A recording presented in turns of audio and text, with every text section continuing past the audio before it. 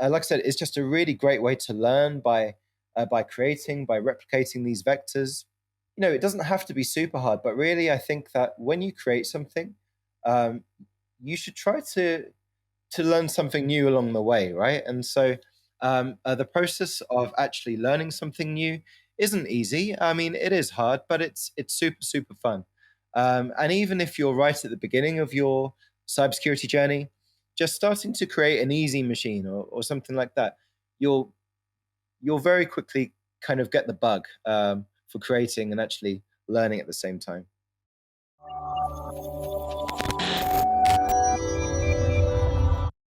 Hello, everyone. Welcome back to another episode of 401 Access Denied, the podcast that really brings the latest trends and information around cybersecurity. I'm your host for the episode, Joseph Carson, Chief Security Scientist and Advisory CISO at Thycotic, and it's a pleasure to be here with you today. I'm really excited about today's episode because it's something that I really enjoyed doing in the past couple of years. And I've got a very special guest who will let him introduce himself. So, Ian, give us an update of who you are and what you do. Yeah, thanks, Joseph. So really excited to be here today. So I work in R&D in Hack the Box currently. I've variously been a sysadmin, an internal pen tester, and a security engineer in previous lives. And so what I really love doing is building, breaking, but also what I liked was actually having the power to fix a lot of the issues. So that was quite nice.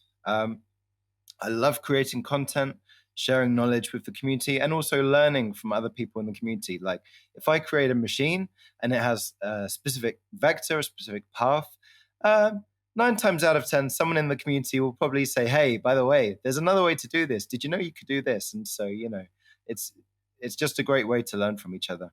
I also love doing research and yeah, just working together with a super talented team here in Hack the Box. Fantastic. That's great. I mean, I think we've got very similar backgrounds. I love taking things apart and creating and trying to figure out how they work, and then learning from others if there's other ways of Yeah, doing things, either more efficiently or effectively. So I think that's a great way. And one of the things, I mean, for me and you, we create a lot of content and we're helping educate the yeah, community. And I think that's one of the big challenges we've got in our industry is really a talent is trying to accelerate the path of learning. I spent years in university and self-learning and reading a lot of books, yeah. but I think we really need to accelerate that.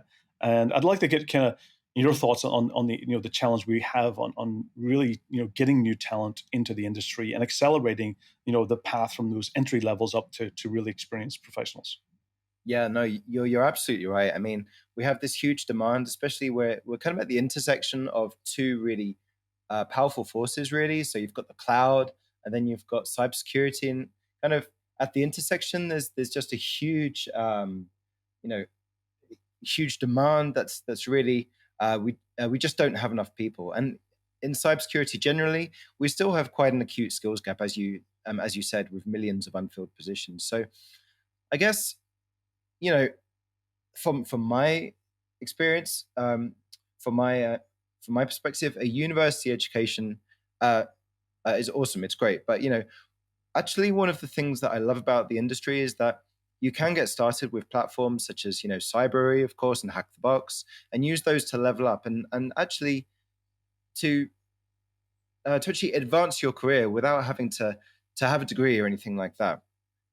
And so here in Hack the Box, we're kind of a platform for people. If you've got the curiosity and you've got the drive and you've got the desire, you can you can use Hack the Box to get yourself ready for the industry, in my opinion. And so we work with companies to identify some of the best talent, regardless of their level of education. Maybe they didn't go to university or whatever, and that's fine. What matters is actually having the skills, which can be used by uh, you know in the real world. And so, from my perspective, what we need to continue to do really is to promote the cybersecurity industry as being, a great place to have a long and rewarding and satisfying career, something that you can learn and grow as time goes on, and it's also something that, in my opinion, it really allows for social mobility, right? So there are millions of people out there who maybe don't have access to university and stuff like that. And you could use free platforms such as Hack the Box and Cybery to really get going. And so, what we need to do is to get a lot of these people that for who cybersecurity could be a really exciting and rewarding industry for them. I completely agree. And for me, even those who's been in this industry for a long time, I find that I always had to keep reskilling. And I can't just, you can't just go back and study for another 3 or 4 years. You have to Yeah. find other means of staying fresh with the knowledge. So absolutely for me, Mhm. using platforms like Cybery and Hack the Box as well, it's a way for me to keep my skill up to date. And the big thing I really enjoy about it is the gamification side of things. It makes it much Yeah. more rewarding and Yeah. makes Yeah. it more challenging and makes you think outside the box. How do you think gamification is really changing the industry, and how you think it's also really benefiting the professionals out there and those also getting into the industry? Okay, interesting questions. I just want to say that thinking outside of the box is the hack the box kind of motto, and so we, as a company, since we kind of started in 2017, have really been trying to lead on the gamification side. Really, when something is gamified, right, it makes it fun and challenges you to do better and to retain the skills. Um, it's more engaging for people, right? It's not just a series of checkboxes; it's hands-on. And there's actually a lot of research from academia that said, actually, gamification helps people to learn more and faster. And so, you can take your employees, maybe they're good now, but you can really make them really good with gamification. They can become super engaged. Um, Mhm. and so, yeah, I think gamification has a massive role to play in the cybersecurity industry. Absolutely. And a question around, for me, what it allows me to do is also focus on specific skills, areas. Mm. So my background is all, in identities and privilege elevation and escalation. Yeah. My area that wasn't so, I've been a developer years ago, and when I was doing things like Perl and Visual Basic and other kind of, and even COBOL was one of my first languages I started off with. Nice. But today, Yeah. it's a whole different programming scene. For me, it's Python, it's C. There's Yeah. Ruby. Yeah. There's so many different languages, and for me, I'm like, oh, it's a little bit out of my comfort zone. So Yeah. I've used these types of platforms to look at certain areas that may not be my best place, but it's allowed me to learn very quickly. So you do think these platforms are also helping improve specific skills in those areas and really helping change the learning in itself. Yeah, absolutely. I mean, you can have specific skills such as source code review, having to develop an exploit, which maybe there is a public exploit available and you can download it or use Mhm. Metasploit, but you're going to have way more fun if you try to use Python or something to put together your own thing. And so, Mhm. yeah, absolutely, playing Hack the Box or learning with Cybery will really allow you to level up your game in a lot of different programming languages. What I would kind of mention as well is just the whole kind of learning by trial and error. I think there's there's yet again been a lot of Mhm. research that said the more kind of almost the more difficult the experience in learning, the better you end up learning something.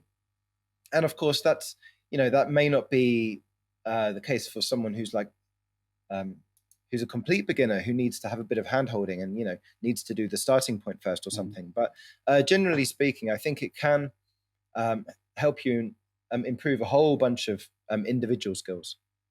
Absolutely. And for me, I really like the aspect of different tracks. If you want to do something around, web side of things, you can focus down that path. If you want to focus around, let's say that, the Python coding side or where Yeah, there's privilege escalation, you can go down those different tracks and specialize in those areas. One yeah. thing, so for me, I've doing capture the flag for a long time. Is there different types of capture the flag formats? And I'd just like to get kind of what different types of capture the flags would be available. Yeah, yeah. So I mean, absolutely. There's Jeopardy, which kind of a lot of people use, and so you have your categories such as pwn, crypto, reversing, forensics, and in Hack the Box we have a whole range of categories. We actually recently revamped the mobile challenges section. So Mhm. we've got some really interesting content now for mobile. We've got hardware, which is like a pretty modern category. Really, it's not one of the traditional ones, but it's one that we're seeing a lot of growth in. And so that's fantastic.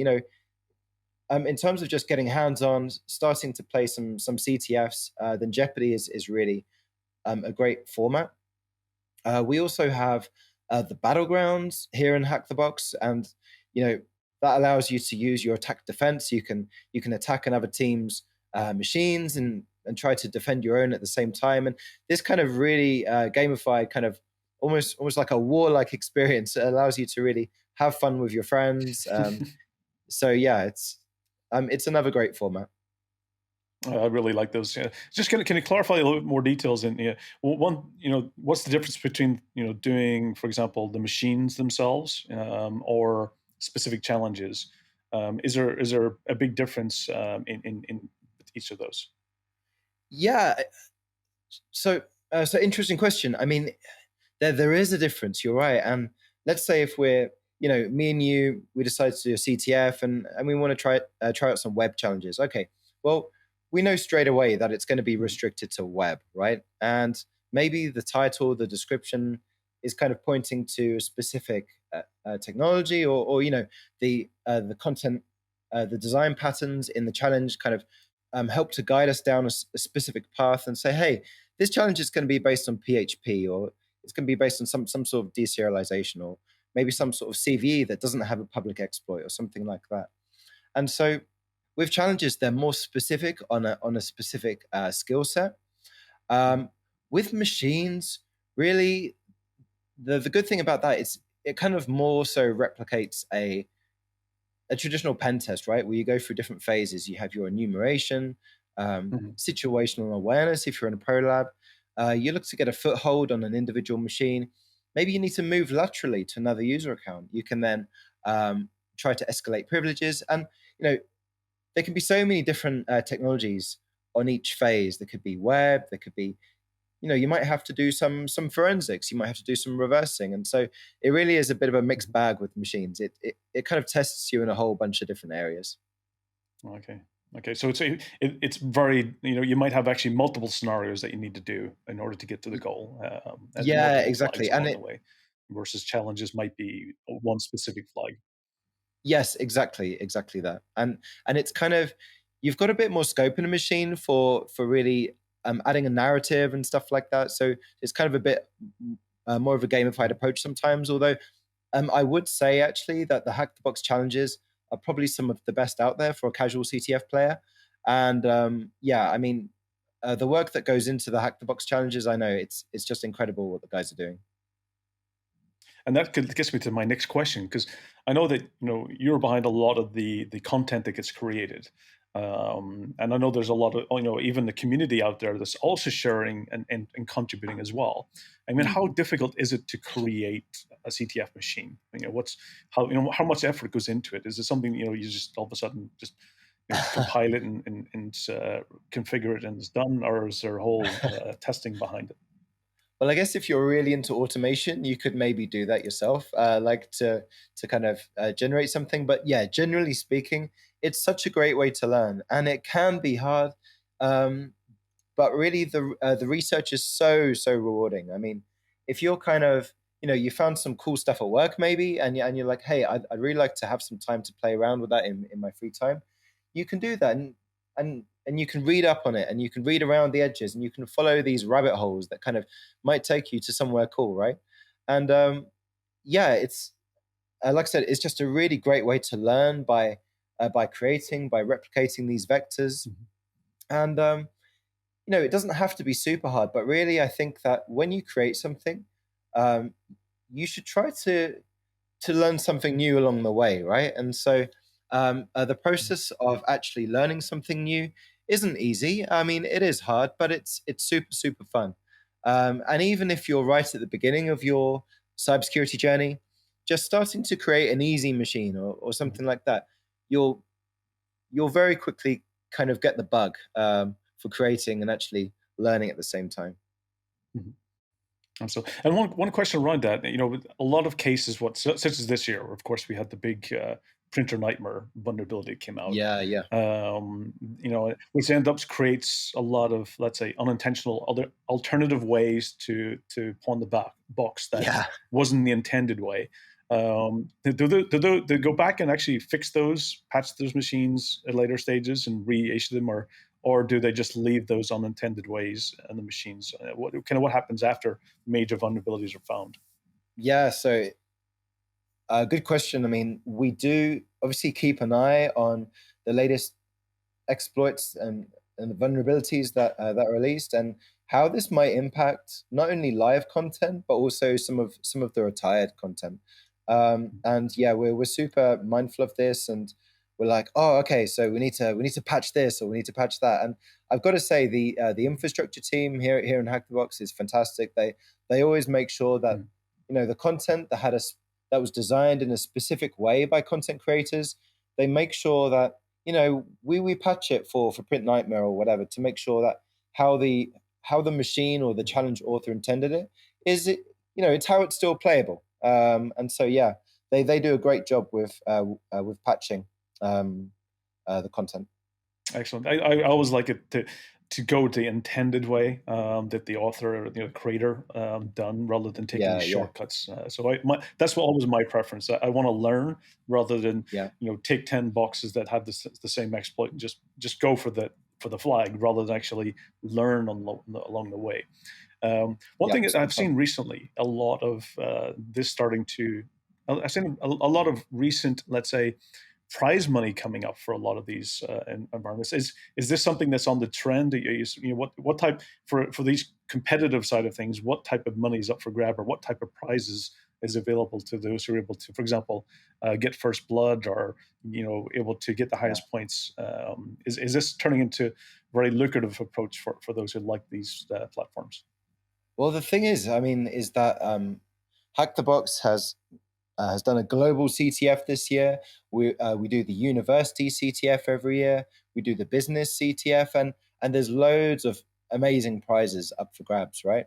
And so it can be pretty lucrative if you and your team manage to do really well in a CTF. Then it can be great. I mean, you can get some fantastic prizes. Um, Something I would say is that on the flip side is you can also get paid for creating, right? So if you submit machines to Hack the Box and the machine ends up Mhm. being, let's say it's a hard machine, and everyone loved it. We thought, wow, the research that's gone into this is great, or the way it was designed was just really enjoyable. Then you can actually get paid um, Mhm. very decently for creating content as well. So yeah, whether you like to make content or you like to be, to test your skills in CTFs, there's ways to actually get money either way. Yeah. Interesting. That's I haven't thought about that one. So maybe I'll look to seeing what I've got in my lab to contribute, Yeah. because I do have I have a lab set up here that I've already pre-configured. So maybe there's an opportunity for that. Yes. One thing Nice. is, this gets sometimes sometimes it gets very competitive. That's one thing. I mean, for me, I'm very competitive. I like to do things quickly and let's say really well. Yeah. How competitive is it getting between the hackers out there who's playing in the platforms? Do they get and how do they gang up with teams and collaborations together? How competitive does it get? I mean, yeah, pretty competitive. So of course, we've got the hacking playground, the main hackthebox.com site, where you can kind of register, and you can gain access to starting point machines and challenges.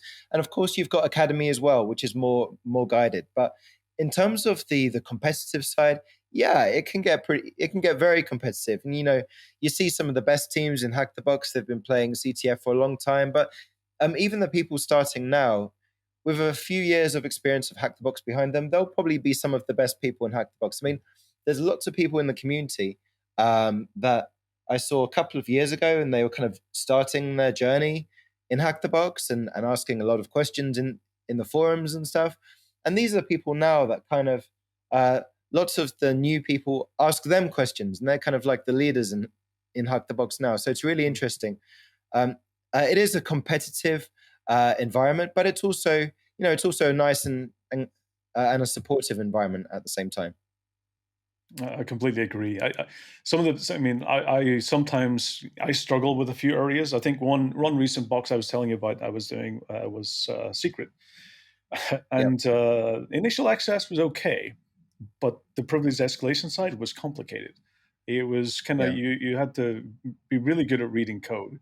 So I had to go and reach out for help in order to kind of get past certain areas. yeah, yeah, So absolutely, and there's a lot of people out there who's they. What I like about it, the community is that they don't want to give you the answer. They want to help you learn how to find the answer, which I yeah, like it. I like that approach. So I find yeah. that very valuable. The question is do you think from I've seen recently in Estonia they just did a major hackathon, Cyber Olympics kind of hackathon within the Hmm. schools, which I think Hmm. is fantastic because it's really getting from a young age contributing and getting that excitement. Yeah. So it just kind of question is Hack the Box doing anything around the education side of things within schools and universities? Is there collaborations and opportunities there as well? Yeah, interesting. I mean, so we actually partner with, I mean, probably hundreds of universities around the world. We Hmm. we offer, labs that their students can help to supplement their courses with hands-on experience hacking into hack the box machines.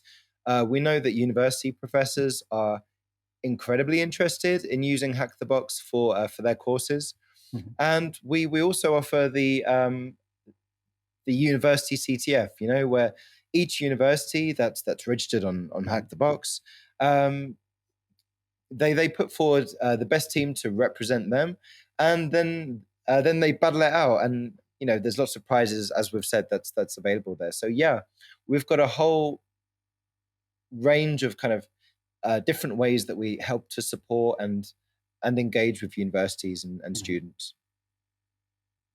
That's awesome. I mean, for me, I think that's one of the things we really need to emphasize, to really get more people excited about joining the industry because sometimes Yeah, yeah, people see the industry as something as doom and gloom, but I think this is an exciting way to get more people interested. One of the things yeah. in Hack the Box for the audience, and maybe not, some people might be kind of early in starting and just getting familiar with some of the machines and challenges.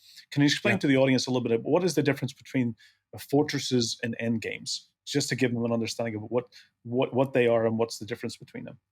Okay, nice. I mean, there are some similarities, I've got to be honest, but there are also some key differences. So essentially, a company will submit a fortress. So if if I'm a company and I submit a fortress to hack the box, this really allows me to maybe plant a message on the fortress. So when people reach the final flag, they'll be like, "Hey, you can reach out to us. Send your CV to our our team, and we'll kind of review it, and we can start to have a conversation." And so fortresses are a great way for companies Hmm. to really identify the best hackers, and also for hackers to really to be noticed by major companies, really major companies in the industry. Hmm. And so endgames are more so submitted by the community or by hack the box staff internally, and really they give a flavor of a corporate network, and you know what it would be like to actually pwn and to start doing a hack the box pro lab. So they're kind of like a little starter that shows you what a hack the box pro lab Hmm. can be like. Um, so that's kind of the main differences for me. They Okay. both have multiple flags and stuff. Yeah, Fantastic. And another thing, I mean, I've seen a lot of people, years ago, I've seen Hack the Box starting mostly in the UK and then evolving around the world, and getting yeah, yeah, predominantly, in definitely North America, and even here in Estonia, there's quite a community. How global is yeah, this? How global is it becoming? Is it something that because one thing there's a lot of countries out there, as you mentioned, at the beginning, you may not have access to education systems in the countries yeah, that would give them the opportunity to get into the industry.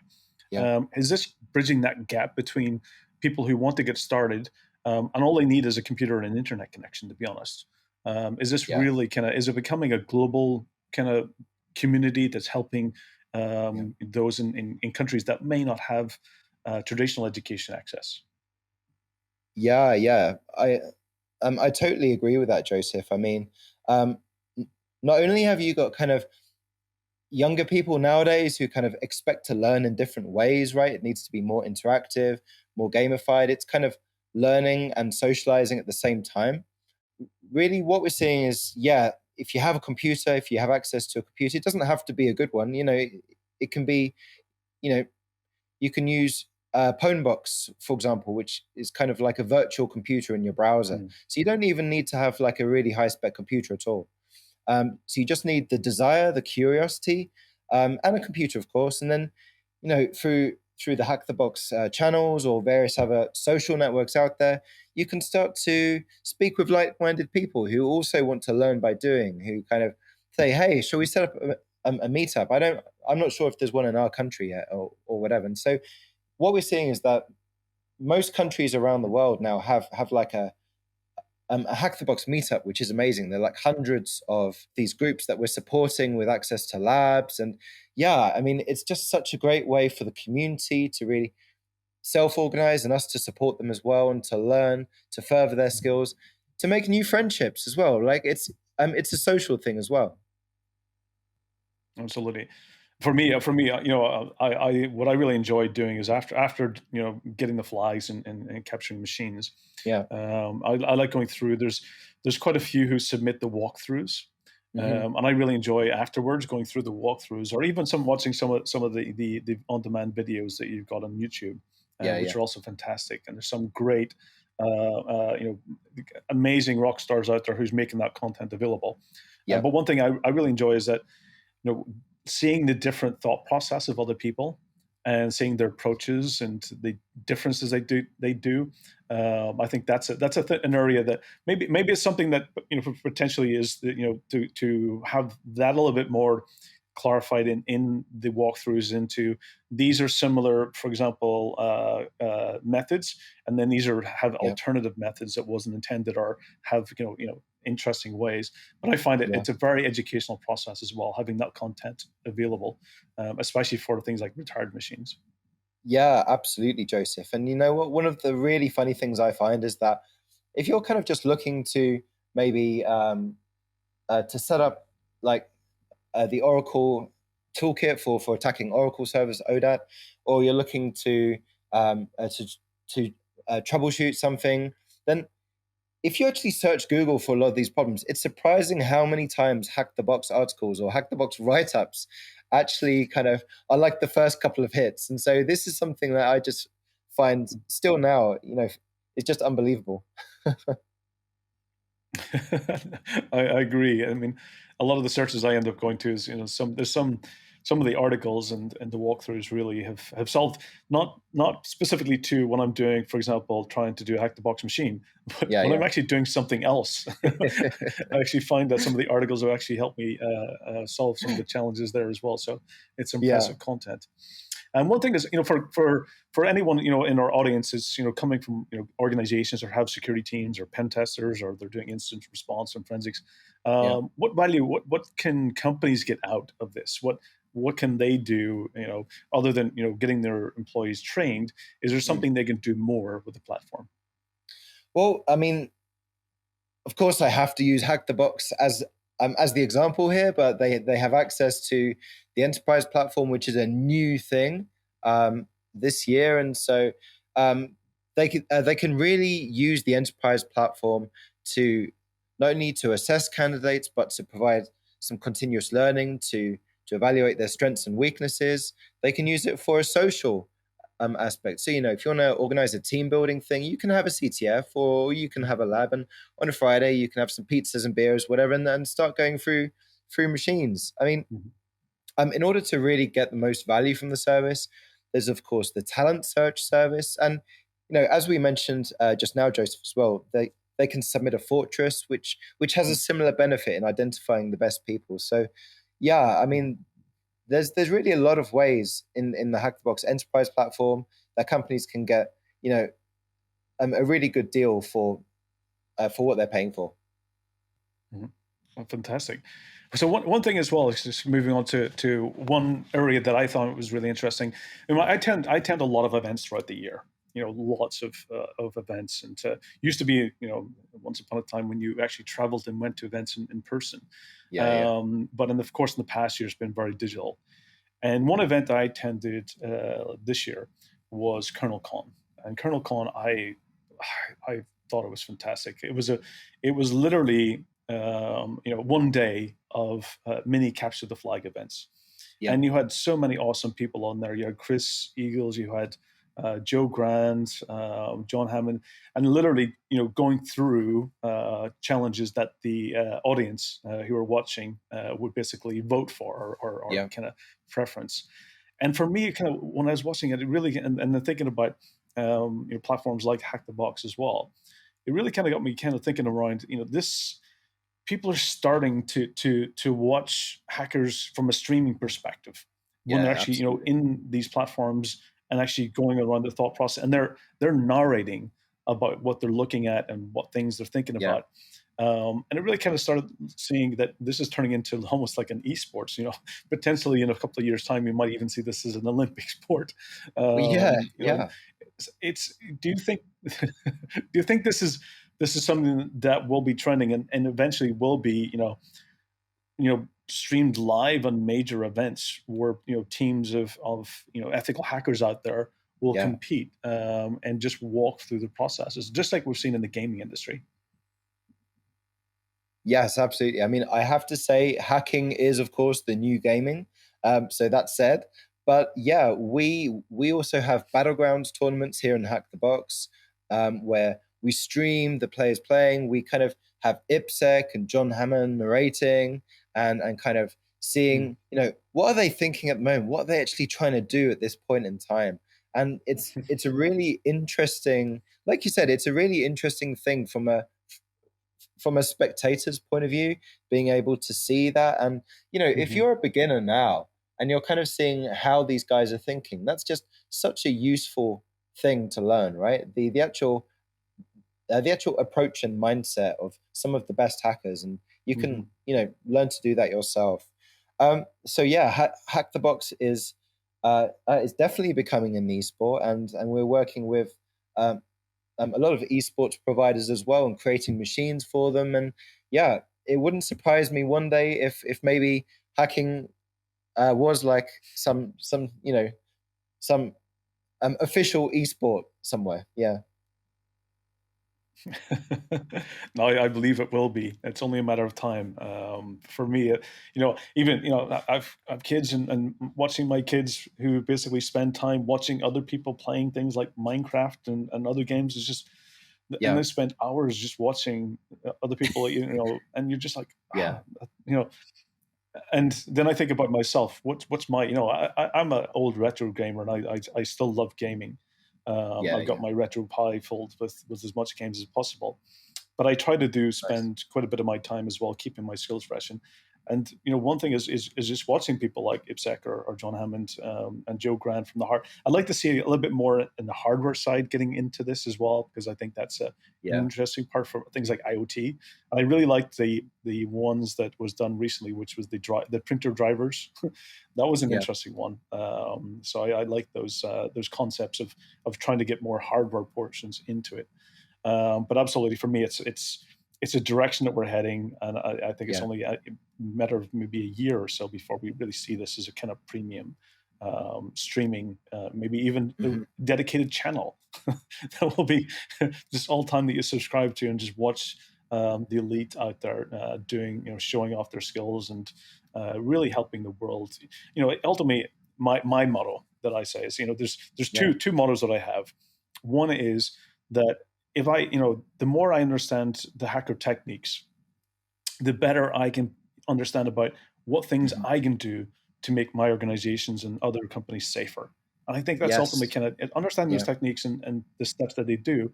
It helps me put into to make this, the environments safer. You can put the safeguards in place. And the other thing as well is that we all know that vulnerabilities will happen, and mistakes and misconfigurations will happen. My yeah, second part is that, I always believe that, for me, it's about making the attacker's job making them take more risks. Exactly. And the more I Exactly. put challenges in place to force them to take more risks, they will create more noise.